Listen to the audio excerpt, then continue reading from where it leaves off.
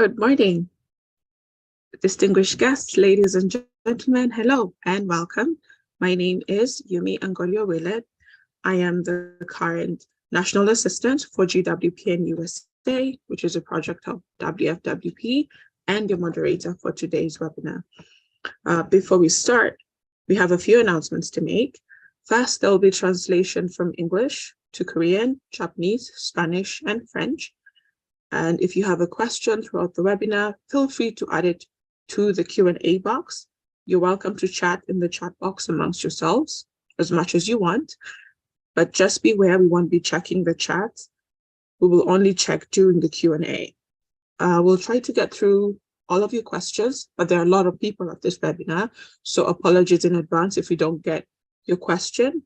You can always email it to us after the webinar as well.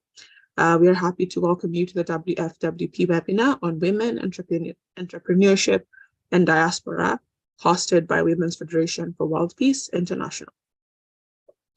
Now, I'd like to take the opportunity to introduce our panelists and ask them to share with us their thoughts on the theme Women, Entrepreneurship, and Diaspora. As we all know, self-employment has been blossoming over the past decade. In the webinar, WFWP would like to introduce women entrepreneurs who evaluated their ideas for successful business. Panelists will present their best practice, successes, and the decision-making processes that have contributed to effectively tackling the enormous crisis in their diverse areas of responsibility. So please join me in welcoming our first guest. She is a consultant, PR and marketing expert, and journalist with a focus on international policy, interdisciplinary innovation and exchange, digitalization, and sustainability. She attended Ludwig Maximilian University in Munich. Her areas of studies are political sciences, constitutional law, and literature sciences, and she holds a PhD in economic and social history. She is a member of the managing board of the Foreign Affairs Association in Munich and a columnist for the European of the Weimar Media Group. She's a member of the Board of Trustees, member of EU Tech, the European Technology Chamber in Tech Commission, and a German consultant of Mohammed bin Rashid Aerospace Hub in Dubai. Her special project is the PETS, a foreign policy ecosystem approach. It was created to give answers to the burning questions about the future of work and education. The educational model used is the Agri-Entrepreneurship Hub for Africa with Kavala International University. Her proposal for a peace project in the Korean Peace Zone is a women's entrepreneurship factory for cultural goods such as gimmies and ginseng, according to PETS, a foreign policy ecosystem approach. Please join me in welcoming Dr. Beatrice Bischoff. Welcome, Dr. Beatrice. Hello, nice to see you everywhere again. And I was taking part sometimes in your discussions, and I'm happy to be here today. Unfortunately, only with my smartphone because my computer was gone today. So, why do we start with the topic of female entrepreneurship and maybe a bit of my way? My way began as a daughter in an entrepreneur's family, and as in former times, it was not the first choice to take a woman, but they had no choice. I was the only woman, so I was educated as an entrepreneur. What helped me very much during my whole career, because I was somehow educated with male thoughts and female sensitivities. It is a good combination for every woman. Then, as a board member of Women in Tech at UTech, I also I'm busy with the state of the women in tech. Yeah, and this shows us that lots of women in our society, German society, for instance, are very well educated meanwhile in tech, but they have problems to rise up. So I don't know, it's different in different countries. So the most important fact for a woman to be successful in a tech branch is to have a good education. This education should be in several countries where it's not available, supported, as I think also by the governments, means that for women it's possible to get education without costs. Then the second thing is always, of course, that women have to care for the children and the family. It's expected that they do, that one is helping them in somehow. If you can take over an online education, or you can also do it as the proposal in the end I will propose to you, help that the children can be cared for in the same enterprise. So this is a very good help for women to become successful entrepreneurs and to rise as entrepreneurs. My approach, I'm a consultant, as you said, my approach is an approach for challenges like digitalization and sustainability. That means in the center of my approach is international policy, interdisciplinary innovation and exchange, as well as digitalization and sustainability. For these problems of the transitional phase of digitalization, as well as for the problems to create a sustainable world, I propose a system of PETS, a foreign policy ecosystem. PETS is created in big part to create a new class of SMEs in entrepreneurship. We want to help young people, women as well as men, to become successful entrepreneurs. The program is composed of different perspectives, means policy, economy, technology, and society. The vision is that beneath the level of governments often, and in exchange with hubs and with institutions in other countries, you can develop a system around a special question, means sustainability in a bigger perspective, or it is existing in part also on the topic of longevity. In Great Britain, for instance, there is a combination where the King's College is combined with a group, a parliamentary group in the House of Lords, as well as some companies and insurances and bank possibilities, to everything to focus around this topic of longevity, to create enterprises, to create companies that produce products for the old people, for instance, and also they have financial instruments that are busy with this topic, as well as insurance systems, and so on and so on. I hope you understand that in these systems, participants therefore can be scientists, industrial players, entrepreneurs, investors, shareholders, politicians, everyone who has in some part is a part of this question and systems. The devices, therefore, comes also out of these realms. In regard of other nations, you cooperate with other nations, but also beneath the level of governments, simply with hub cities and so on. Inside the topic policy means information, the public should be informed, legislation and relief of rules, and create incentives for the policy is important. There you have to promote this. From the economic side, you should promote technology development in sustainability, create incentives for investments in sustainability and ESG factors, for instance, in science. Science corporations are also part of this system. The aim is to create a system to also parts of this manifold facets of the sustainable industry should be integrated to create an optimized ecosystem for the sustainability of wealth and health of society. This is the definitely aim. The structure is international and interdisciplinary. It creates connectivity in this both aspects. Examples can be agriculture, as I've doing it with Kabbalah International University.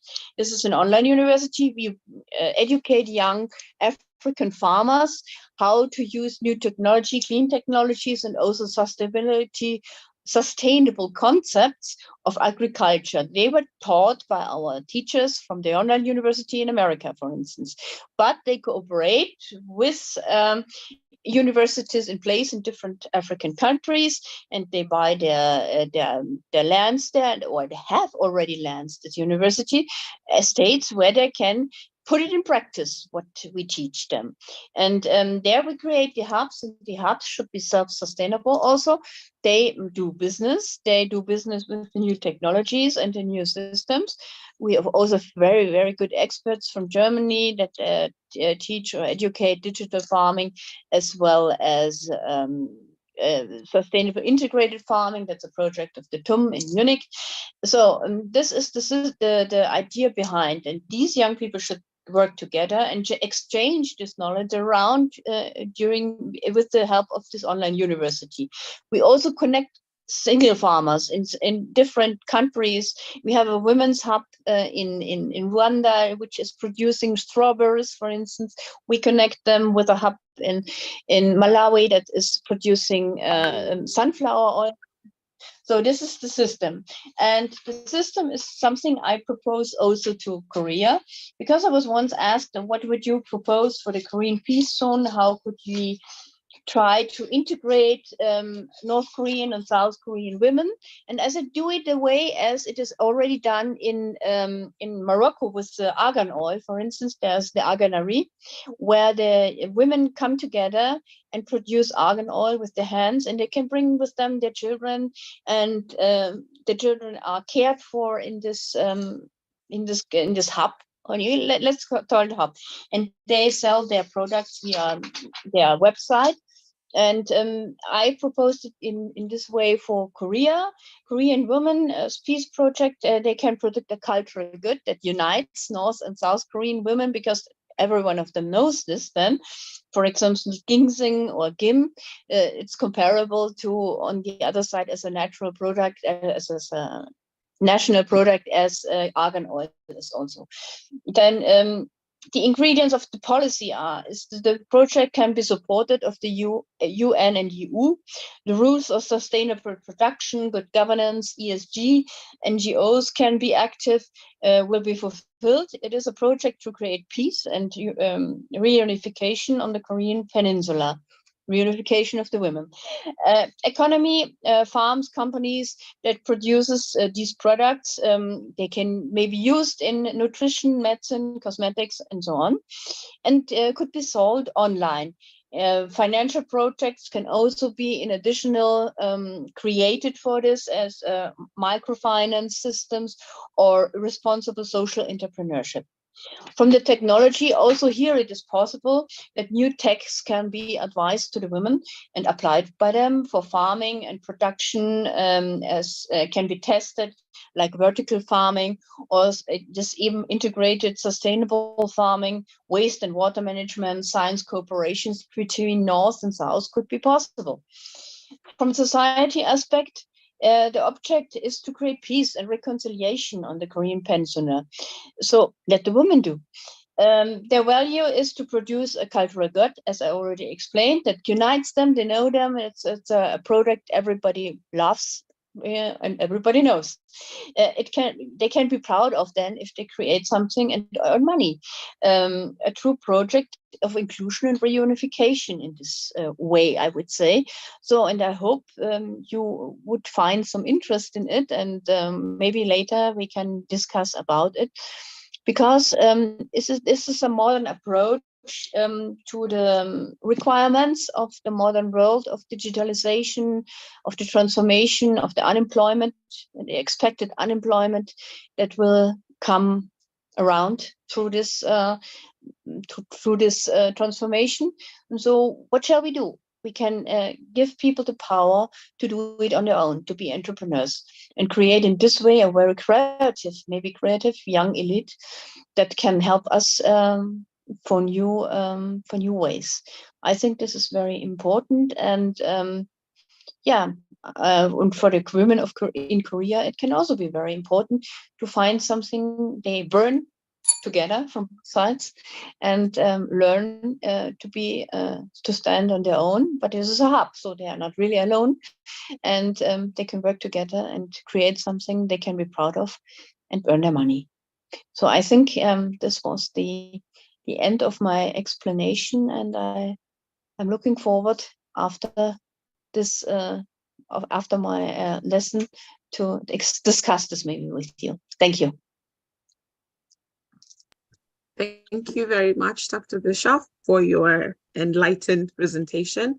Thank you for educating us to think deeply and more globally, learning how to integrate not only what's within our country, but also to work internationally and interdisciplinary. And I hope that during the Q&A session, you get to answer more questions, or you get to enlighten us more about this presentation. For our participants, we will have a Q&A session after the presentation of all the panelists. Please send all your questions to the Q&A box, and we'll answer your questions at the very end. Okay, on to our next speaker. Our next speaker is an emergency rural attendance by profession, rural attendance nurse by profession. She's also a farmer and passionate about healthy, clean, and fair rural living. She grew up surrounded by tough people in the mountains and is a believer in principles, family and work. Concepts such as sustainable education, circular economy, respect for the environment, and the protection of animals have been part of her life since the beginning of her business. Together with her husband, she founded the Ulsama Foundation, which educates, advocates, and leads in promoting sustainable tourism, sharing the customs of rural areas, rescuing animals on farms, and employing people at social risk, especially women who are victims of violence and disabilities. She has won awards in state contests, for example, Challenge the Rural Woman with Project Caracol, which aims to transform firms with global standards related to slow food. Please let's welcome Mrs. Beatriz Ochotorena. For our participants, Mrs. Ochotorena will be speaking in Spanish. Please change your interpretation to the English channel. Thank you and welcome, Mrs. Beatriz.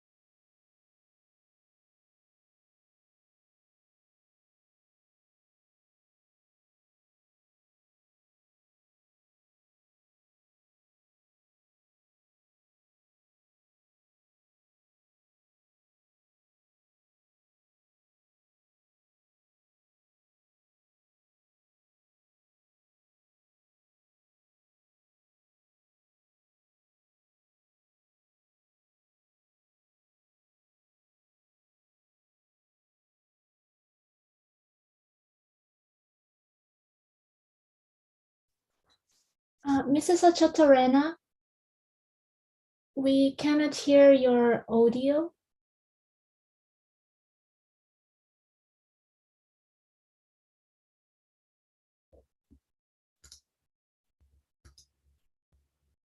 Mrs. Beatriz, is your audio okay?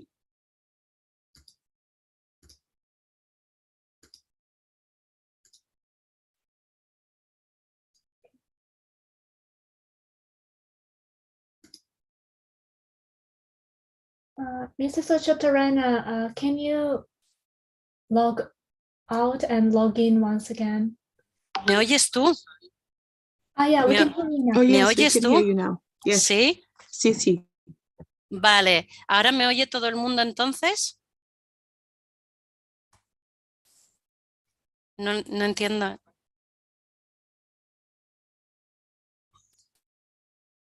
Perfecto, pues empiezo. Vale, pues inicio.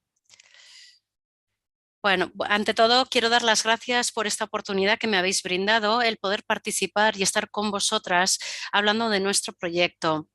Voy a explicar brevemente e intentar resumir nuestros 10 años desde la creación de la Fundación Ulzama. Esto fue creada en el año 2013 por mi marido Óscar Labat y yo. Somos médico y enfermera del Servicio Rural de Urgencias y el tiempo que nos queda libre lo dedicamos a esta nuestra pasión.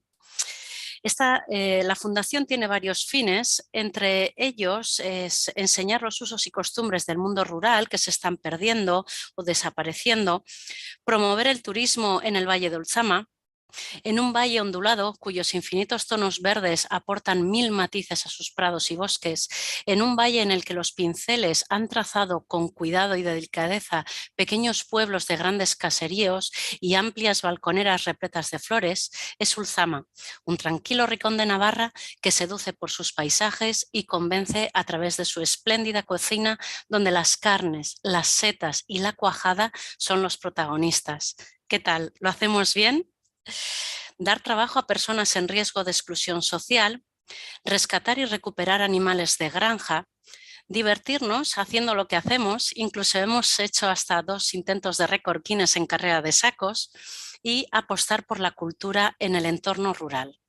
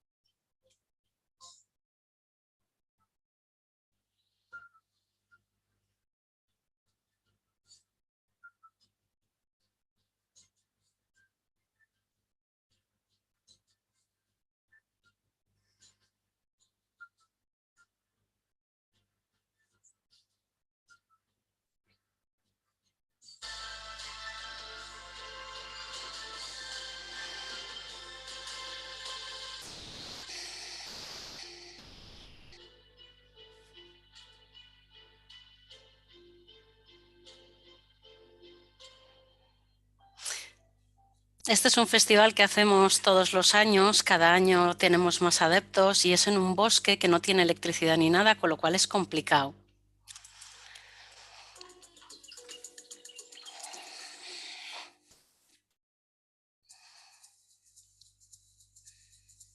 Mi nombre es Beatriz, yo soy enfermera de profesión y granjera por pasión. Hace ya unos cuantos años, en el año 2009, nos vinimos a vivir al pueblo, ya que en la ciudad para mí no era posible vivir. Por lo tanto, nos vinimos a Lizaso a vivir. Aquí compramos una casa y en esa casa tenemos mucho terreno y una borda. Y a partir de ahí pues empezamos dando vueltas qué podríamos hacer. Estamos dando vueltas qué podríamos hacer con todo esto. Eso unido a que nos fueron regalando un montón de animales, pues pensamos que quizás podría ser una buena forma de empezar a enseñar y a educar a la población acerca del sector primario y del mundo rural. Así que desde el año 2009 hasta el 2013 estuvimos arreglando una borda de 350 metros cuadrados y pudimos hacer ahí unos establos para que los animales que nos iban regalando pudiesen estar durmiendo, descansando, recuperándose de sus heridas. Tanto cómo tratan a los animales como los cuidan, el cariño que nos dan, nos vimos las necesidades porque son muchos adoptados a razón de malas experiencias anteriores. A partir de ahí empezamos a tener las primeras visitas. En el primer año, en el año 2013, solo vinieron 800 personas, pero a día de hoy, en el 2018 que acabamos de cerrar, casi han llegado a visitarnos 7.000 personas. Eso ha hecho que esas 7.000 personas hayan conocido el sector primario y sobre todo hayamos educado en educación ambiental. En el año 2013 nos dieron la autorización para hacer la fundación de Chama y en ella pusimos entre ellos los más importantes era promover el turismo en el Valle de Ulzama, el segundo era dar a conocer usos costumbres rural y el tercero y el más importante era dar trabajo a personas en riesgo de exclusión social. Soy Ollane, tengo 21 años, soy de Pamplona y trabajo en la Fundación Granja Escuela Ulzama. He tenido una situación bastante complicada en mi vida, he sufrido violencia de género he aprendido muchas cosas y sobre todo he aprendido que si quieres, se puede. En el año 2017 empezamos con la primera escuela que hay en todo el mundo de slow food, el poder comer buena, justa y limpiamente. Cuando este curso se terminó, conseguimos, después de un arduo trabajo de 5 meses, que el SEPE sometiera como un curso reglado de bioconstrucción. Fue fantástico ver cómo se pueden hacer muchas cosas en un entorno más natural, con productos naturales, con el tema de bioconstrucción. Y bueno, hay una cuadrilla que estuvimos aquí disfrutando y aprendiendo muchísimo. Hay que intentarlo, porque si no se intenta nunca lo vas a conseguir. Siempre vas a tener el no por respuesta, con lo cual a cualquier idea que tengas, a cualquier necesidad que tú veas, ahí hay que intentar darle una solución o por lo menos ponerse en marcha. Así que si tú quieres, seguro que puedes. Bueno, las dificultades que hemos visto en nuestros visitantes han sido muchas y muy variadas y muchas de ellas, por supuesto, muy graciosas. Que si la leche viene del frigorífico, que si la vaca que tenéis aquí está a 4 patas y que las vacas son de color rosa, sobre todo cuando les decimos y ahora vamos a ir a ver a la vaca Rosita. Esto es lo que nos impulsó a crear la Granja Escuela Ultzama y a darle un cariz formativo y no solo para los pequeños, sino también para los adultos. Muy relacionado con el mundo rural, quisimos ser partícipes de una gran familia que es Slow Food, ya que para nosotros es muy importante y necesario la relación entre el mundo rural, la alimentación, la producción de manera sostenible y circular. Así, en el año 2016, en el Congreso de Terra Madre en Turín, nos dieron la autorización para poder hacer esta primera escuela Slow Food que hay en todo el mundo. Un poco, ¿qué es lo que hace Slow Food? Pues es una asociación internacional ecogastronómica sin fines de lucro que fue creado en el año 89 para contrarrestar los efectos nefastos de la vida rápida sobre nuestra alimentación. Es una red mundial comprometida en cambiar la lógica de producción agroalimentaria vigente. ¿Y qué es lo que hace? ¿Qué es Slow Food? Pues defiende nuestro derecho al placer, promueve los alimentos buenos, limpios y justos, apoya la producción local de alimentos y para ello conecta productores y consumidores, educa al consumidor, protege la biodiversidad y organiza eventos relacionados con los alimentos, ¿verdad? La fundación fue creada en el año 2013 para apoyar los proyectos que defienden nuestra herencia mundial, variedades de semillas, razas de animales y tradiciones alimentarias. Aparte de todo lo que está relacionado con la asociación, también cogimos por bandera apoyar estas variedades de semillas, razas y tradiciones alimentarias de nuestro entorno, recuperando recetas, formas de cocina y formas de almacenar alimentos para utilizarlo en otras temporadas. Y no pudo ser de otra manera, se hizo con un curso de bioconstrucción, el primero en todo el país y que sirvió para formalizar este tipo de cursos y ser replicable en todo el estado.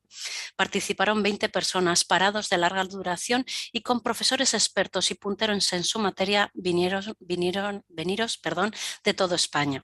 Por supuesto, a este proyecto le llamamos el proyecto Caracol, porque la forma de la casa es un caracol, un guiño al logotipo Slow Food. Y así creamos el Convivium Navarra-Nafarroa. Cada año certificamos restaurantes kilómetro cero en toda la geografía navarra y por muy buena aceptación por parte de los comensales que acuden buscando comida con criterio kilómetro cero. El último de nuestros proyectos fue la quesería educativa Micaela, como el nombre de nuestra hija, ya que vimos la necesidad de explicar al mundo, a la gente, el mundo lácteo, sobre todo a los jóvenes y a los adultos, por el desconocimiento que existe. Se hizo un nuevo curso de bioconstrucción, el segundo en España, y con otras 20 personas que estaban en paro de larga duración. Aquí producimos queso y yogures y sobre todo enseñamos la producción láctea y el porqué del precio de todos estos productos. Cuando entran en un curso descubren qué barato es el queso y los yogures. Iñaki Urquía, nuestro arquitecto puntero en bioconstrucción, nos enseñó este primer boceto de la construcción a realizar en una servilleta de papel. La verdad que nos enamoró. ¿Veis la forma del caracol? Y todo esto, ¿para qué lo hacemos? Pues es un centro donde dar trabajo a personas en riesgo de exclusión social, un laboratorio de los sentidos, sobre todo para los niños, un vivero de ideas donde encontrarnos en el mundo rural y hablar de lo que a cada uno se le apetezca, ¿no? Le nazca. Un banco de experiencias positivas. Si realmente algo nos ha ido bien, lo podemos replicar y lo podemos utilizar en diferentes sitios. Nuestras ovejas Ardi Lacha, Aurpegui Gorri y Aurpegui Belts, cara negra y cara rubia, dentro del Arca del Gusto, intentar que la gente las conozca. Y Slow Food Pirineos, un proyecto que abarca mucho más de lo que somos nosotros, todo nuestro entorno. Nuestra cocina, recuperar recetas, recuperar aquellas recetas de la abuela, aquellas formas de cocción lenta y no tan rápida y sobre todo formas de almacenar alimento que haga que no se desperdicie la comida. Aula de Biodiversidad y Soberanía Alimentaria, Proyecto 121. ¿Sabéis que en solo Navarra hemos encontrado junto con la Universidad de Navarra 121 variedades de manzana? Educando para mejorar, educar el futuro, educar a los niños y educar a los adultos, que parece ser que han perdido esa desconexión con el campo. Un curso piloto en bioconstrucción, y ya van 2. Y el arca del oído. Se están perdiendo instrumentos musicales antiguos que ya nadie los toca. Y para terminar, las ventajas de este proyecto: educación, turismo, social, benéfico, sostenible, pirenaico, bioconstrucción, ecología, gastronomía, un lugar de encuentro y de enseñanza. Y esto es lo que hacemos normalmente todos los días.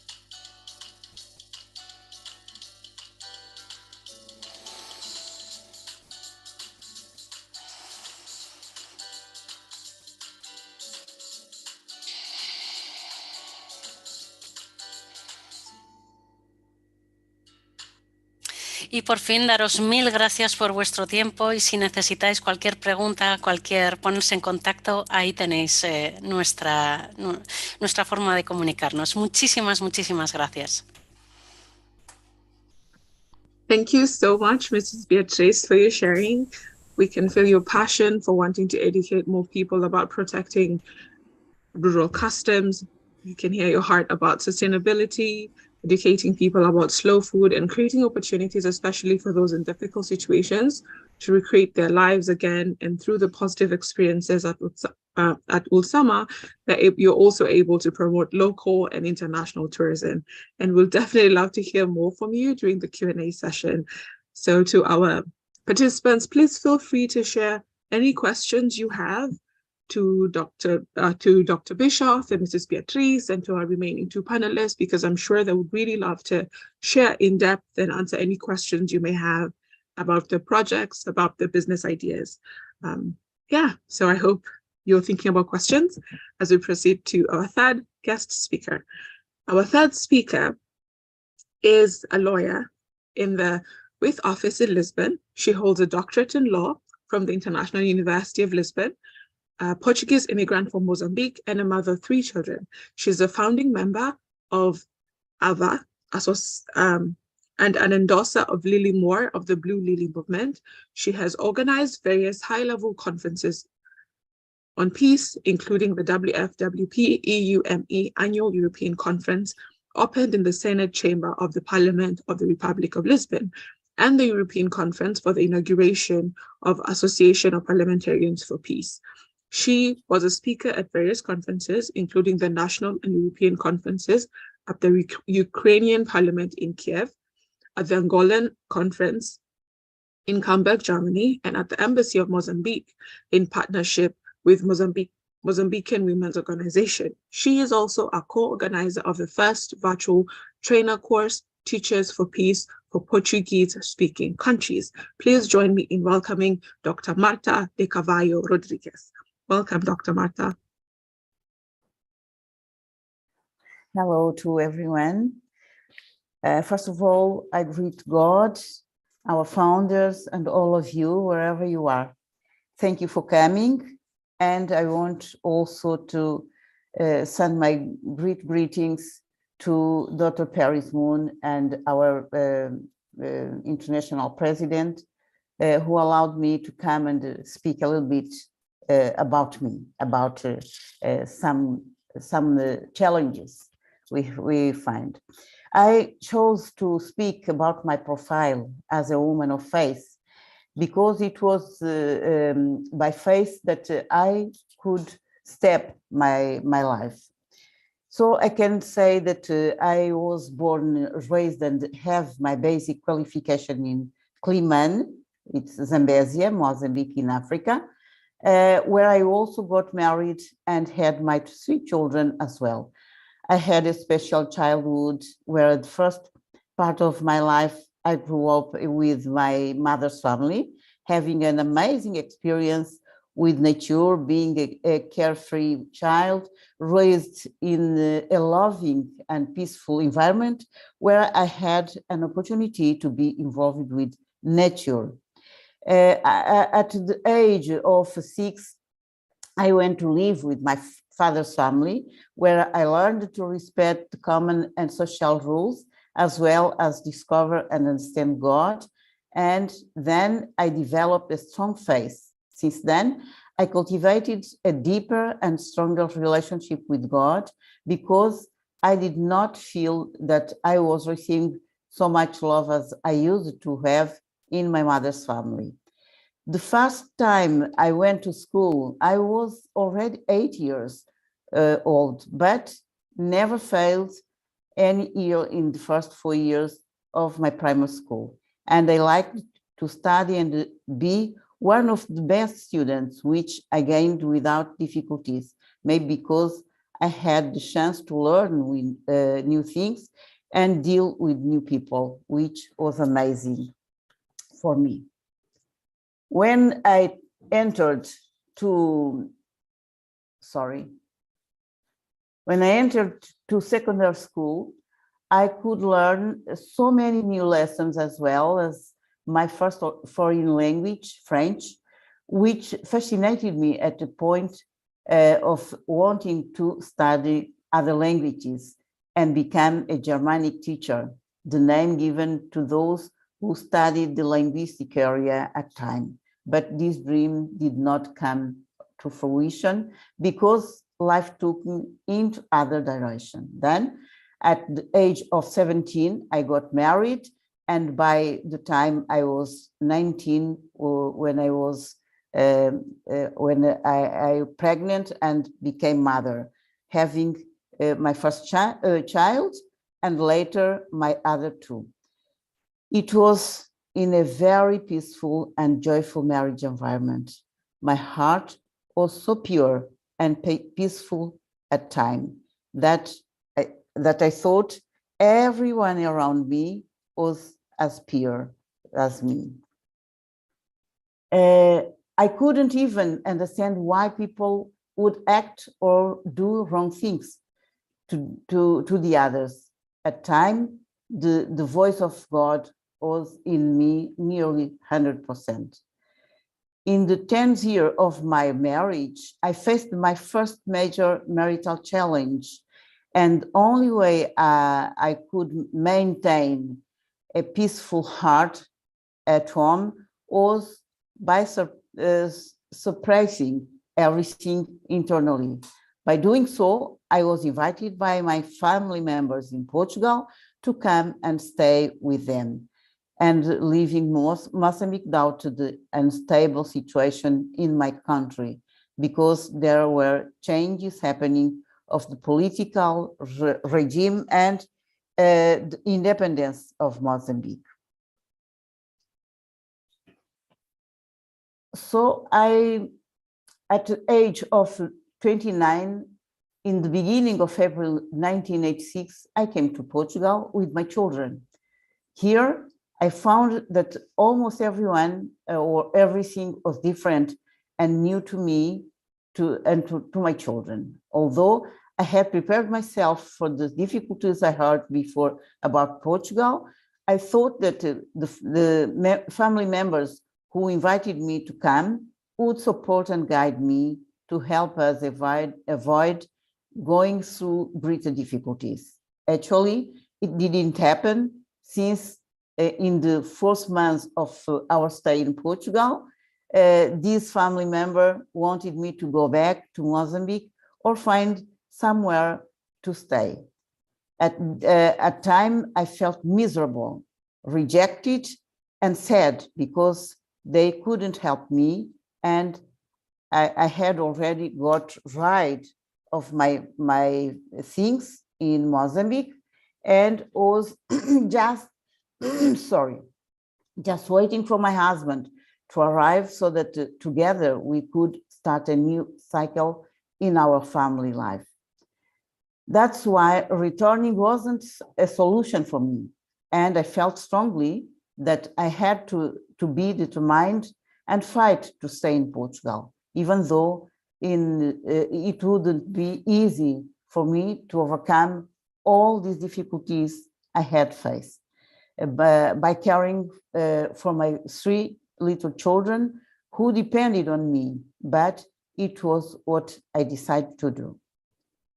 During this period of my life, I cried and prayed a lot because I felt very alone, lost, and without knowing what to do or whom to turn to ask for help.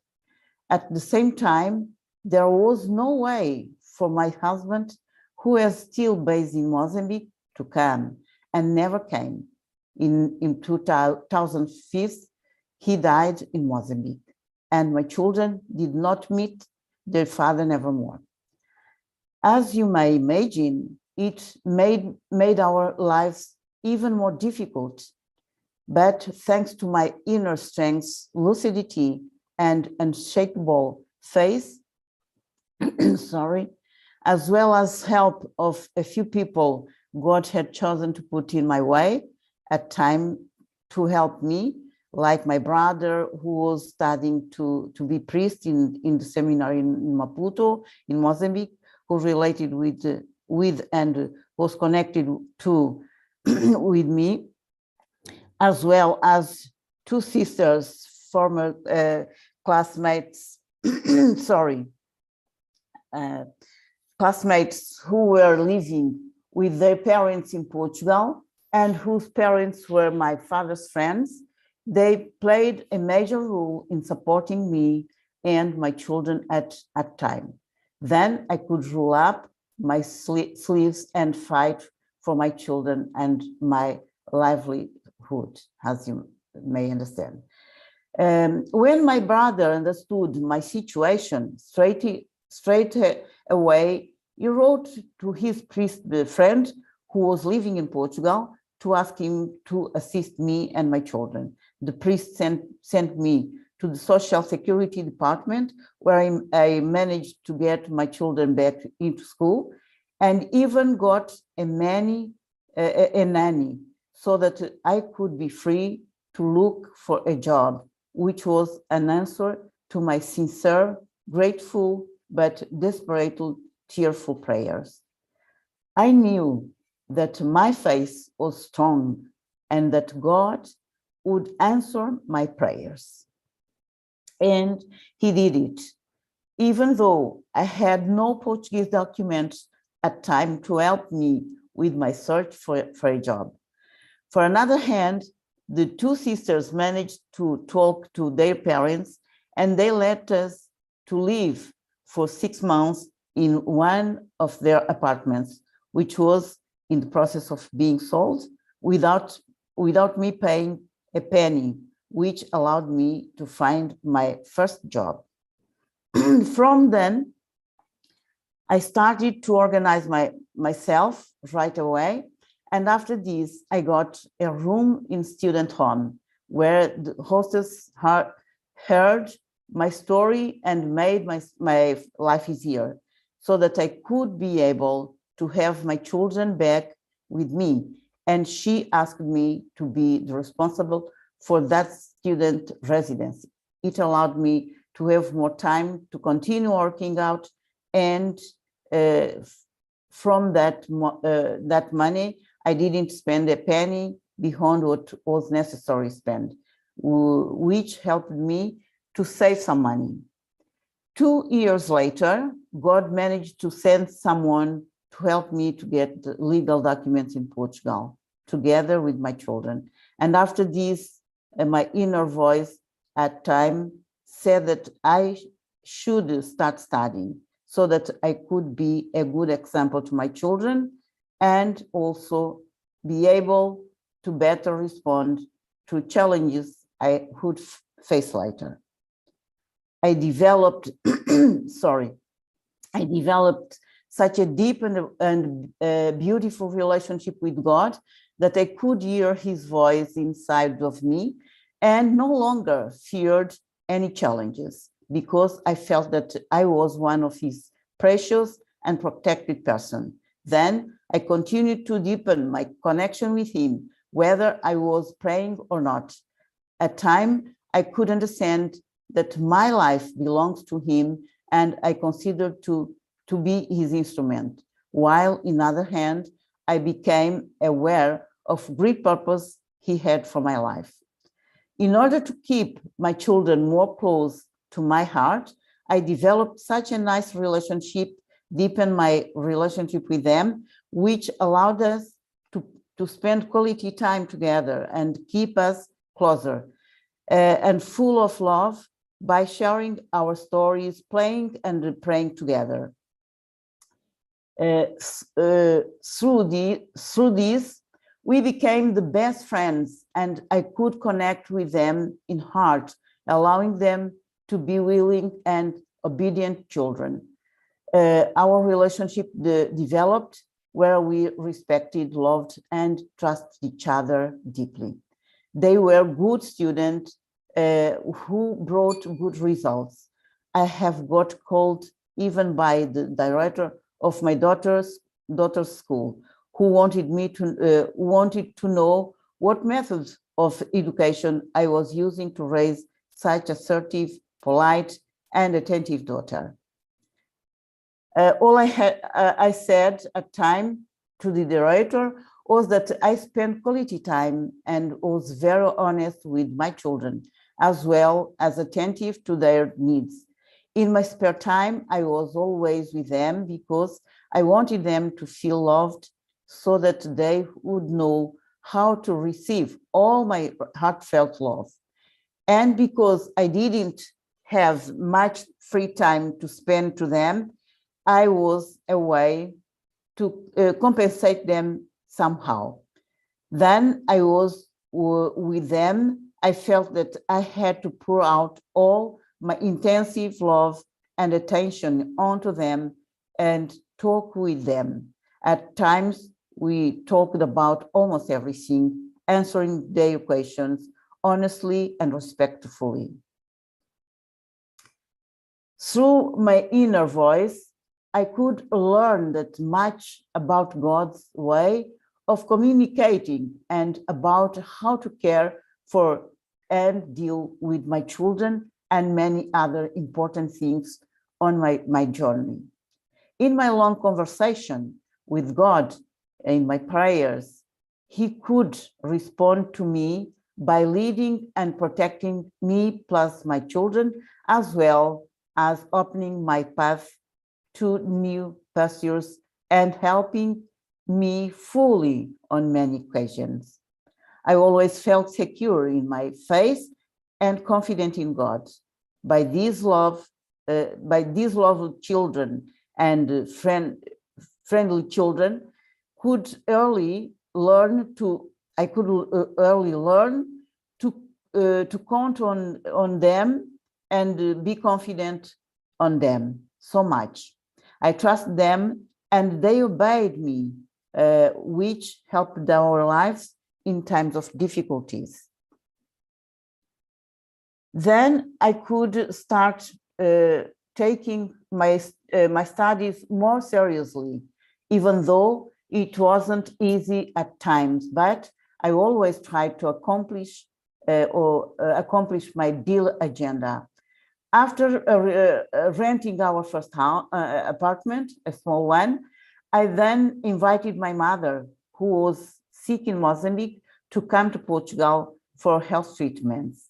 When she arrived in early 1992, she could see how overloaded I was, and she decided to stay to help me with children in Portugal, and even found a job outside to earn some money to help so that we couldn't lack the essentials, which helped me to continue with my studies, even though it did not stop me from working. I studied and worked because I had a great sense of responsibility, love, and respect to my children and all family. That's why I used to say that from an early age, my life was restricted by worries for my family, my work, my studies, and God.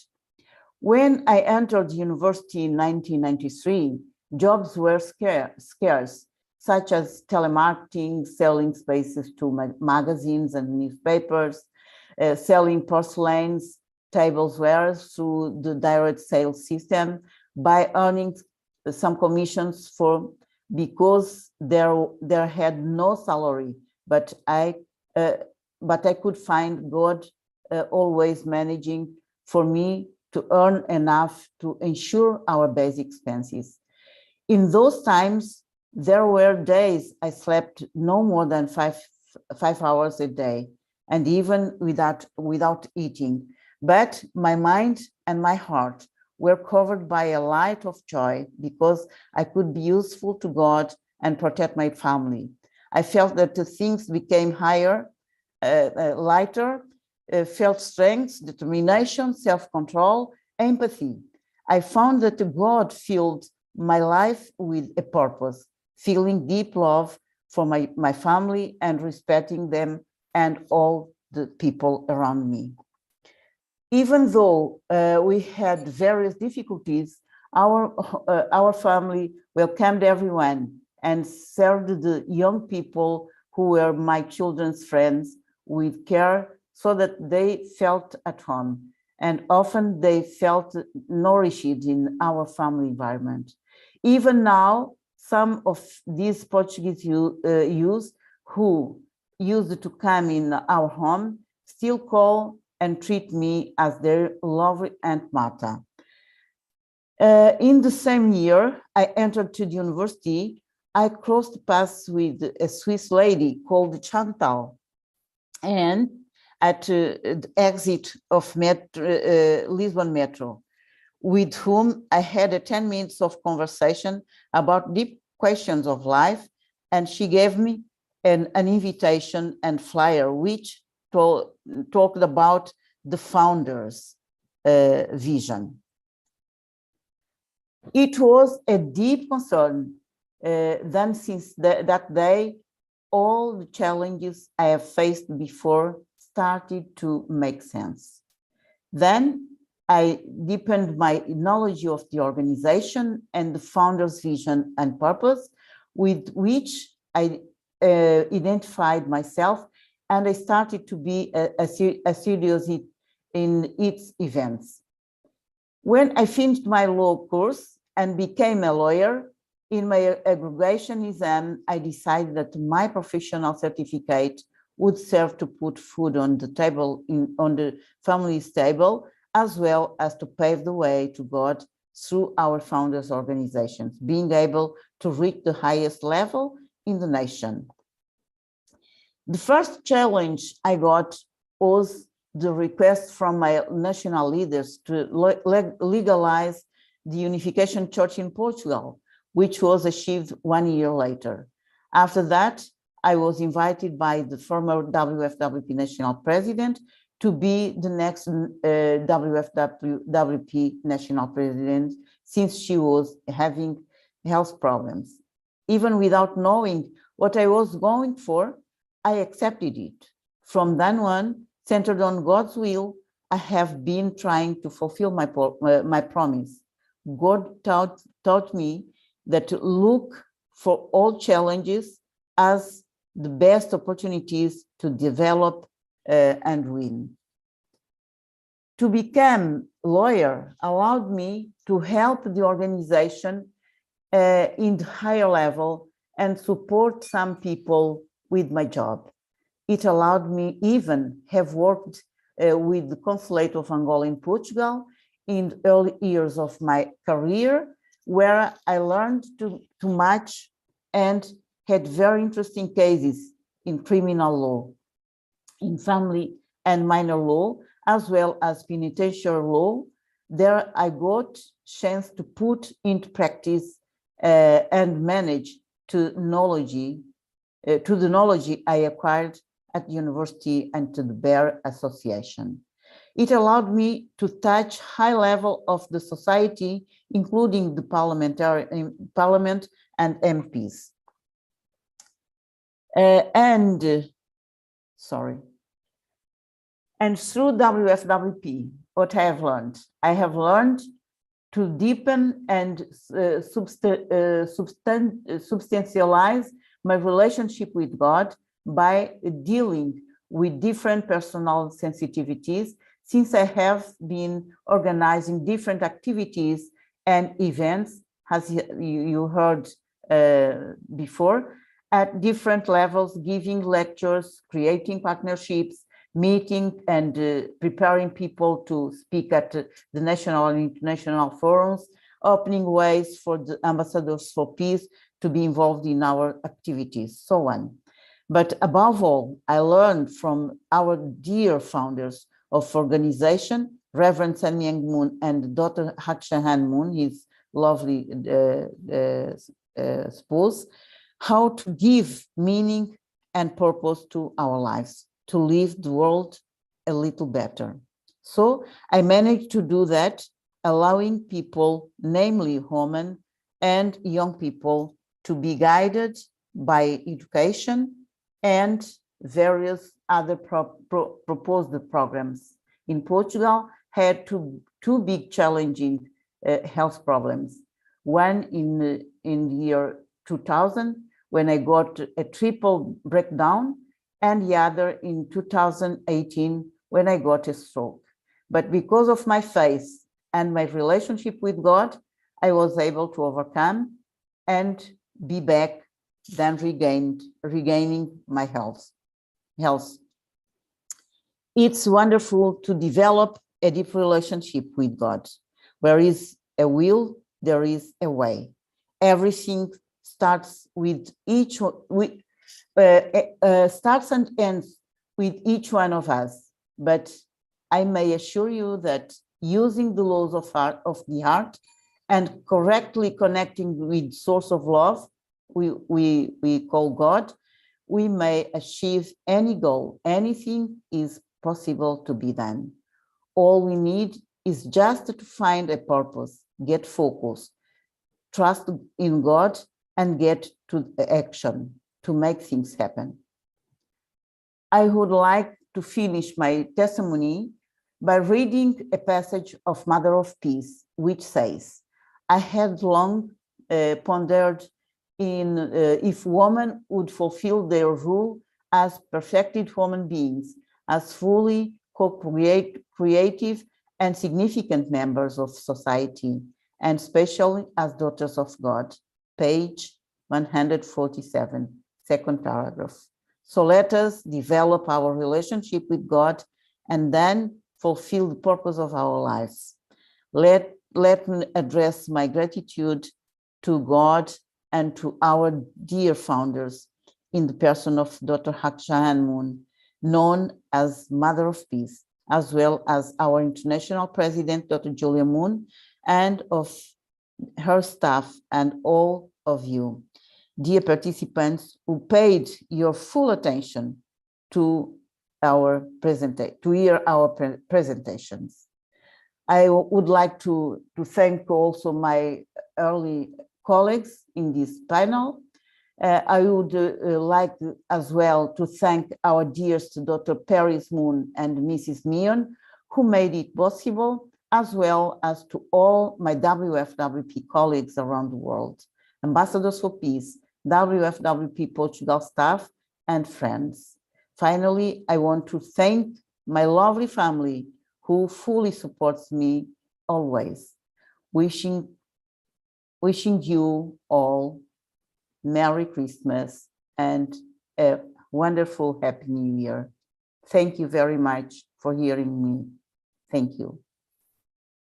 Parabéns. Thank you so much, Dr. Marta. Thank you for sharing your personal testimony. Thank you for your resilience, your faith, and your dedication to not only wanting to be an amazing mother to your children, but also walking this path with a lot of faith. And your gratitude shows that in everything you're doing, you had God at the center and you didn't let situations or circumstances or people around you, veer you off from the path. And we'll definitely love to hear more from you. To our participants, please keep sending the questions. We are saving them. We'll ask them at the end of our presentations. Now we have our last speaker, last but not least.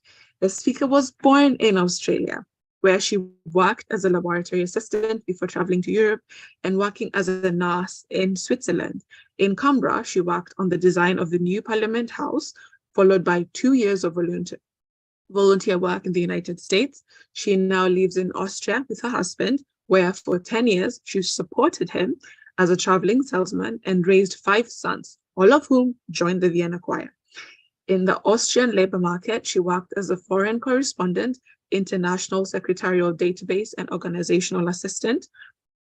Later, she started her own business as a communication trainer and was teaching communication for tourism in Kitzbühel when she was offered a job by the United Nations. She worked for 10 years as a data assistant in the information management section of the Nuclear Security Department of the International Atomic Energy Agency Security Directorate. She then retired as an international civil servant and voluntary NGO representative. She is a passionate world changer, mentor, and communication trainer. Let us all welcome Mrs. Lily Gundakar. Welcome, Mrs. Lily. Wow, thank you so much. What an act to follow. Thank you, Marta. Thank you, Beatrice. Thank you, Beatrice. Thank you, Yumi.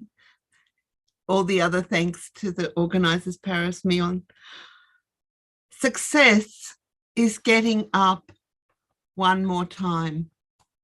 Never give up.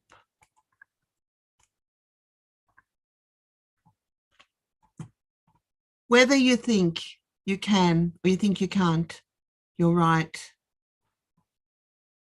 As a panelist, I'll present my best practice successes and the decision-making processes that have contributed to effectively tackling the enormous crises in my diverse areas of responsibility.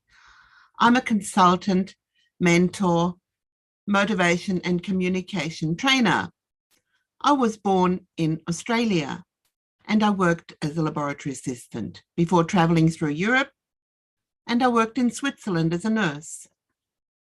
When I came back to Australia after a year, I worked as a waitress in a country convention centre before I began nursing in Melbourne. A few years later, I worked for the architects of the new Parliament House in Canberra before doing 2 years of voluntary work in America. I'm now living in Austria with my husband, where I spent 10 years in the Home Office, supporting him as he was a travelling salesman. I raised 5 sons who all became Vienna choir boys.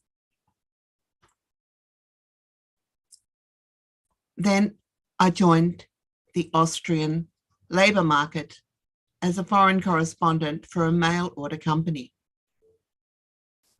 and an organisation assistant for an educational institute.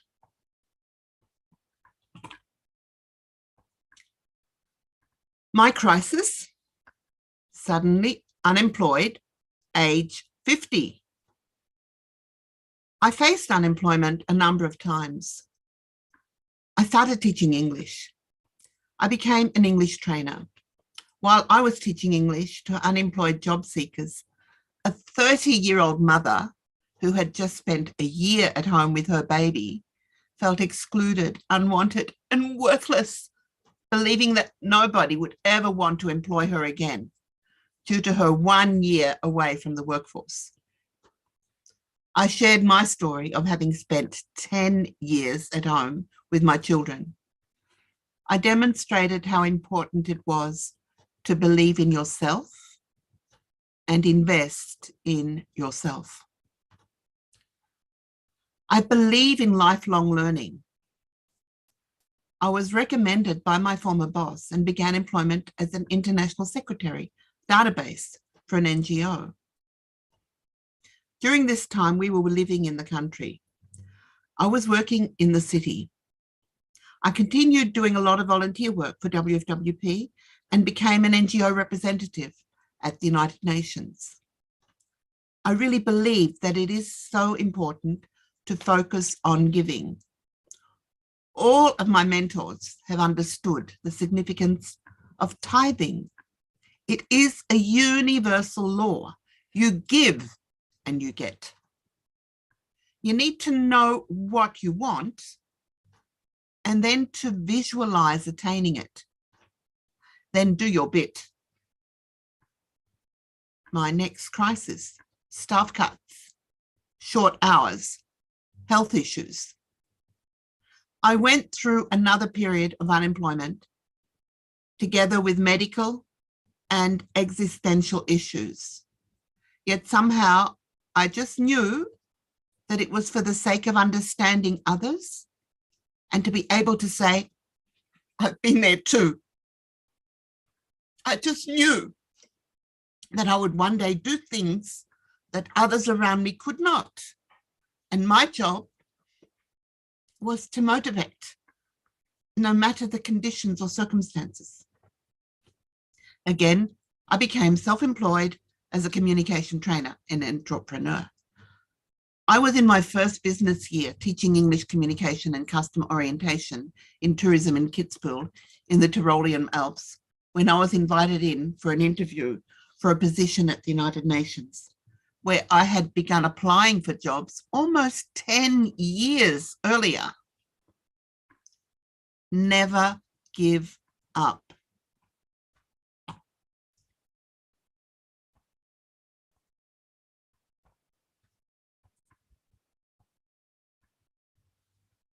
For 10 years, I worked at the International Atomic Energy Agency, mainly as a data assistant in information management for the Division of Nuclear Security in the Department of Nuclear Safety and Security.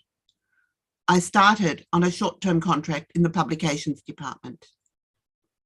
I joined Women in Nuclear at the IAEA and became their unofficial photographer. I set up a YouTube channel with all the videos I'd filmed during our events. I found I could make my contribution just as I was. I became Staff Association representative and supported UN staff in need.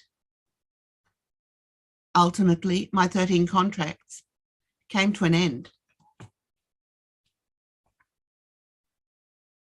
Next crisis. Crisis? What is crisis? Crisis was my own deficit thinking. Crisis was believing I'm not enough. I am not enough. I don't have enough. I'm not good enough. My pension's not enough. I don't have a degree. I don't have time. Success is getting up one more time. I'm talking to you today in the context of women entrepreneurship in the diaspora. As an Australian, we call ourselves expats. We Aussies call ourselves expats. My parents came from Czechoslovakia and they were called New Australians. In Australia, the foreigners, when I was growing up, my parents were foreigners, but they were never called foreign. Everyone was foreign except for the Aborigines. In America, you could be called an alien. I'm living in Austria. So here, I'm called a native speaker. In this country, other newcomers are typically called foreigners. My German's good. That helps. I don't look different. That helps. Best practice? Learn the language. Respect the customs. Keep your humor. Invest in yourself. Believe in yourself. Truth to tell, I've been living here longer than I lived in Australia. Self-employment has been blossoming over the past decade. Well, I would say that in particular in the last 2 years, the world economy has seen a big jump in online self-employment. So that would be something that I would really consider, online self-employment. In this webinar, we've already heard from Beatrice and Marta, and we heard about particular aspects, something I can absolutely relate to and underline from every single one: nature, family, values, perseverance, faith. So much that just needs to be shared and multiplied and given. Decision-making processes. First, find your strengths. Many of my friends, and I've got quite a community of other women, my friends, who are married to Austrians and living here in Austria, who have capitalized on their mother tongue, on their native speaking skills, wherever they come from. As an English native speaker, that is absolutely my own main advantage. However, I have noticed that many people who travel to another country often become English speakers, English teachers, even the Germans in Korea or in other countries. I would say English trainer is a fairly typical position for foreigners, people in the diaspora away from home, to do as a job. Other examples: tourism. Japanese in Australia start a tourist agency. The Japanese love to travel and they love to communicate and travel in groups. And when they have a Japanese tourist guide or a Japanese company organizing their travel, perfect. Tour guide. Here in Vienna, we also see tourists from all over. Vienna is a great place to be a tour guide for your own country's people in your own language. Diamond trading in the Netherlands. I have a friend who is in import-export for African diamonds to people from Japan who come to Holland, to Amsterdam to buy diamonds. Network marketing is another option, which many women can do from home and part-time while taking care of their children. Next tip, best practice: lifelong learning. Whether books, YouTube videos, online courses, invest in yourself. Claire Yosa taught me to Dare to Dream Bigger book, and Ditch Imposter Syndrome, another book. Napoleon Hill taught me more about faith and goal making than I had ever heard before. Think and Grow Rich book is about abundance in your life, not just financial abundance. What is rich? It is being able to do what you want to do. Bob Proctor got me started in masterminding. I meet once a week with masterminders and we support one another in our various undertakings. I have a community of supporters. Get your supporters. Get those 5 people who are significant, who raise you up to where you want to get to. I invested in a mentoring course, which helped open my mind. I found a wonderful mentor who absolutely believed in me and supported me. My next mentoring course opened my mind to higher frequencies. I've discovered the quantum world. Joe Dispenza. My expertise is motivation. Positive thinking, encouraging people, particularly women, to believe in themselves, to invest in themselves. The crisis is your own attitude. I joined Toastmasters.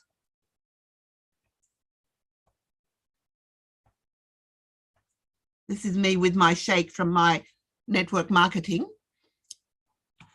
I joined Toastmasters while I was working at the United Nations, and it was a launching pad for meeting people from all over the world. I've learned that I'm most useful as a motivation trainer when I can share my own stories in a natural way. When I overcome my own self-consciousness, make myself vulnerable, I can give and get so much more.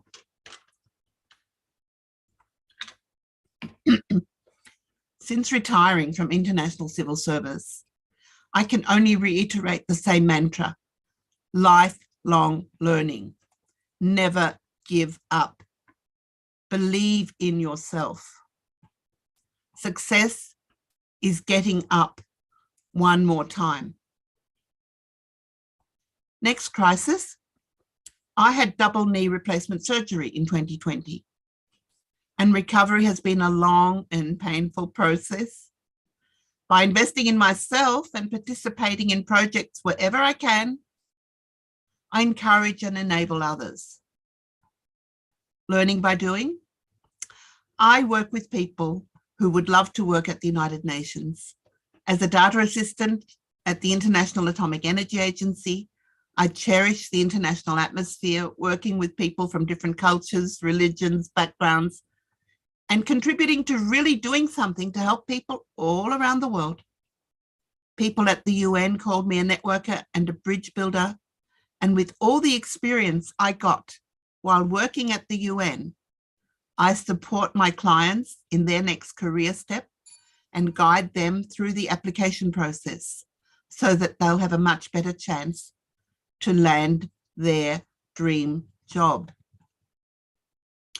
My conclusion: find your strengths, lifelong learning, never give up. Success is getting up one more time. Whether you think you can or you think you can't, you're right.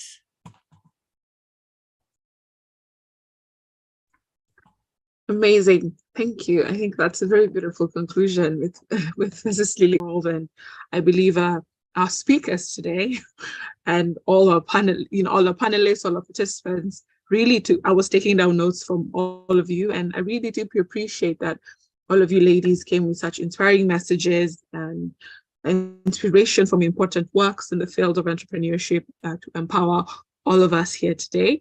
And we have so many questions that we would love to ask all of you. To begin, give me a second. Okay, so for one of the questions, we'll start with Dr. Bischoff. Question is, thank you for excellent presentation, first of all. Why did you decide to focus on and work with Korean products? Why not other countries? Dr. Bischoff. Not so sure if Dr. Bischoff, are you still online?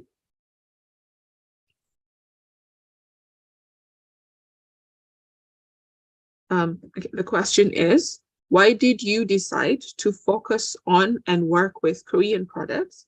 Why not other country products? Is this the question for me? Yes, it is Yeah. to you, Dr. Bishop. Why Korea? Because the truth is that I had a mentor, the Professor Kinderman, who was the founder of the chair International Policy at the Munich University, and he was an expert in Asia policy because he was comparing the separated countries, the divided countries, Germany, Korea, and China. So we had a lot of work to do about Korea, and even my doctor's degree, my doctor thesis was about the Korean nuclear crisis, and also some of my other works were about Korean decision making in the Korea War and something like that. So on this way, I became familiar to Korea. And therefore, I'm, of course, very often busy with the topic of Korea, the Korean peace process, the Korean nuclear crisis, everlasting problem. And therefore, Korea is also on my focus. Right. Thank you so much. I hope to the person who asked the question that Dr. Bishop has answered it. Thank you, Dr. Bishop. For the next question, to Mrs. Beatriz Ochotorena, this is for you. Please tell us about the relationship between your career in the field of healthcare and what you have experienced as a result of your project with Ulsama Foundation. For the listeners, please tune into the English translation.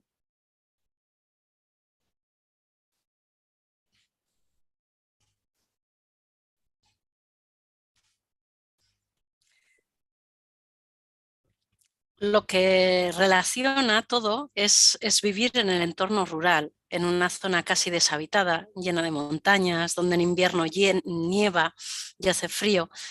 Es esta la relación, el haber nacido aquí y haber elegido esta opción de vida. Para mí, para mi familia.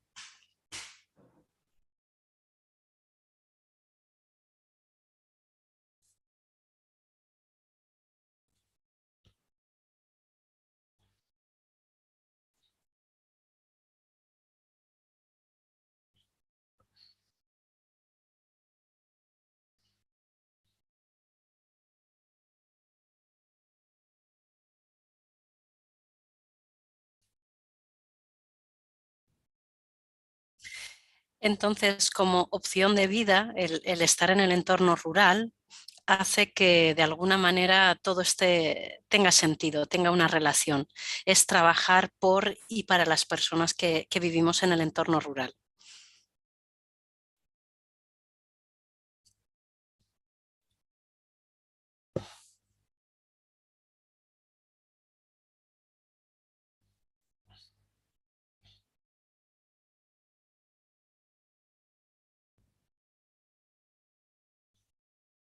Right. Thank you so much, Mrs. Ochotorena. I hope the translation is very clear. If not, at the bottom of your page is an interpretation globe, and you can click whichever language you'd like to tune into, and there'll be translation for you. Okay, our next question will be to Dr. Marta. As a compassionate woman, what inspired you to get into the legal profession, which has a reputation of being ruthless?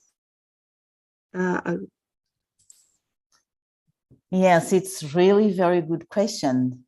But as I can explain to all of you, is that when we learn about law, we find out that sometimes there is no, how do you say, we have to think always that the people didn't practice the crime until we can get the proofs.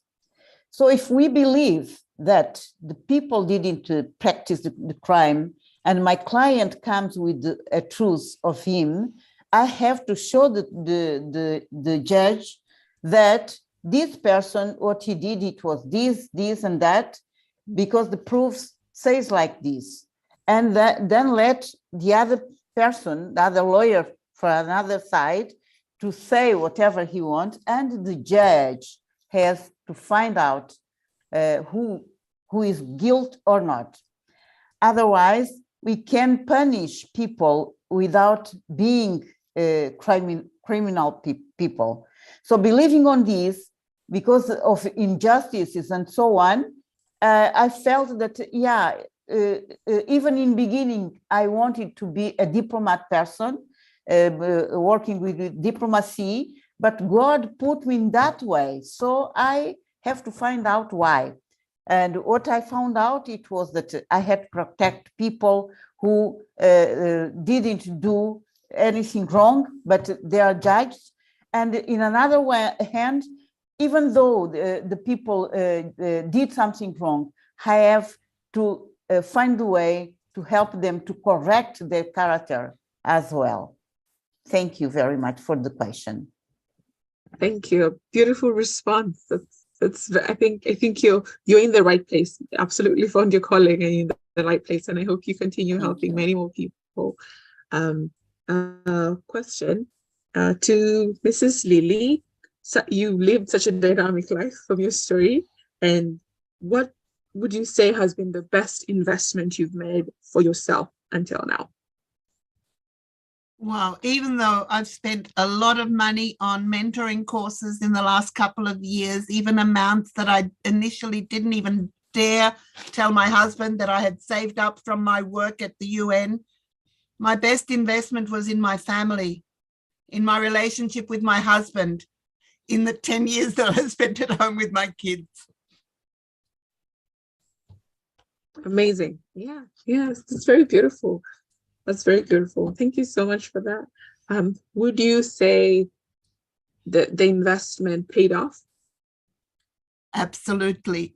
I wouldn't be here if it didn't pay off, and it's a lifelong investment. And as I said in my presentation, lifelong learning includes lifelong giving, and it's automatically the lifelong receiving. And it's not even a question of looking at what am I going to get back, but how much can I give and how much joy can I give? Perfect. Thank you for that amazing response. And I hope our participants who asked the questions feel inspired by the responses. Apologies if we've not answered all the questions you've submitted, but feel free to send us an email. We'll be able to reach out to the panelists and they'll submit their answers and we'll get back to you. Due to the time limitation, I'll probably just have one more question. Let's see. Dr. Bischoff, what do you think is the most important aspect for women entrepreneurs working on an international platform to be successful in business today? Well, international platforms are today to connect people. So I give you an example. During the Corona crisis, we all sat at home. Everybody was frustrated around me, not me, because I took the chance to take part in all the international conferences. I usually cannot take part because I had to travel to USA, to travel to whatever, and they are not really cheap if you have to pay for them. But during the Corona crisis, these platforms were open and you could take part. And I did. And I made a lot of interesting contacts. In the end, it brought me also to the Mohammed bin Rashid Aerospace Hub in Dubai, because we met online. Okay, I know people in Dubai, important people in Dubai, also very well-known people in Dubai. But this offer came online to me, and I said, yes, I would do. It's great. And always my other projects, as you see, they are very much based online. So online education, online is very good not to spend a lot of money. And if you're communicative, to learn to know a lot of people and make good contacts. So this is was in the end, it was my greatest time during the Corona crisis. I was around as never before. Perfect. Thank you so much. I hope that's a good conclusion. And since we're still online, that's how we're able to meet all this amazing panelists. We didn't have to go to Austria. We didn't have to go to Spain. We didn't have to go to Portugal or Germany or the USA. We are all here and we can be able to share. I hope that we feel inspired to join more online events, more online projects. And should there be a next event, I hope all the participants are willing to come back to learn more from all the amazing panelists here today. And unfortunately, we'll close our Q&A session here. And yeah, so to join us, to support, these are the links for the international website. If you're in Korea, in Japan, USA, Europe, Eurasia, Oceania, Canada, Taiwan, you can log into this website. You can see what kind of programs and projects they have that you are able to join. Yeah, feel free to reach out, send out your email, send out your questions, and we will answer them. Reach out to the panelists for you as well. Yeah, want to say thank you very much to all our distinguished panelists and participants. And with this, would like to conclude today's WFWP webinar on women entrepreneurships and the diaspora. Thank you all for coming, and I hope we see you guys next time. Bye-bye.